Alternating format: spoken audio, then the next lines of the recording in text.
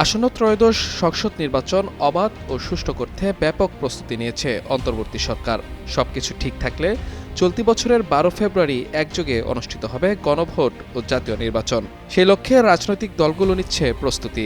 জোট গড়া, ভাঙা কিংবা জনসংযোগ করে সময় কাটছে প্রার্থীদের। কার্যক্রম স্থগিত থাকা এবারের নির্বাচনে অংশ নিতে পারছে না ১৭ বছর ক্ষমতা ধরে রাখা আওয়ামী লীগ। ভোটে অংশ নিতে না পারলেও এখনও তৎপর রয়েছে দলটির পলাতক নেতারা। সম্প্রতি সংগঠনটির যুগ্ম সাধারণ সম্পাদক ও সাবেক পররাষ্ট্রমন্ত্রী হাসান মাহমুদ চৌধুরী আন্তর্জাতিক সংবাদ মাধ্যম ডয়েচে ভেলেকে জানান, দেশে নির্বাচন হচ্ছে কিনা তা নিয়ে ভোটার ও রাজনৈতিক দলগুলো সংশয়ে রয়েছে। নির্বাচনকে সাজানো বা পাতানো অভিযোগ করে তিনি আরও বলেন, দেশের অন্যতম দল আওয়ামী লীগকে বাদ দিয়ে নির্বাচনের আয়োজন হচ্ছে। এটি ভাগবাটোয়ারা নির্বাচন। নির্বাচন নিয়ে আওয়ামী লীগ আমলে নানা অভিযোগ ছিল এমন প্রশ্নের জবাবে হাসান মাহমুদ বলেন, আওয়ামী লীগের সময় কোনো দলকে নির্বাচন করতে বাধা দেওয়া হয়নি, বরং আওয়ামী লীগ সবসময় চেয়েছে নির্বাচনে সব দলের অংশগ্রহণ। তবে সে সময় বিএনপি সহ অন্যান্য কিছু রাজনৈতিক দল স্বেচ্ছায় নির্বাচন বর্জন করেছিল।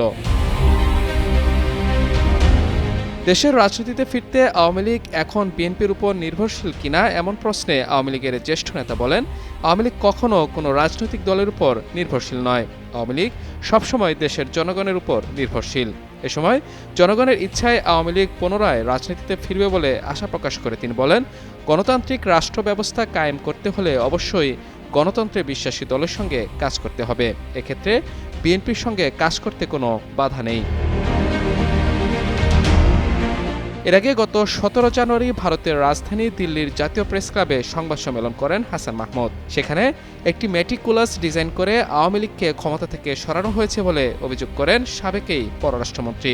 এছাড়া ২৪-এর ছাত্র আন্দোলন ও রাজনৈতিক অস্থিরতা নিয়ে প্রকাশিত আন্তর্জাতিক রিপোর্টে বাস্তব পরিস্থিতির সঠিক প্রতিফলন ঘটেনি বলেও দাবি করেন তিনি। মাহমুদুর রহমান, যুগান্তর নিউজ।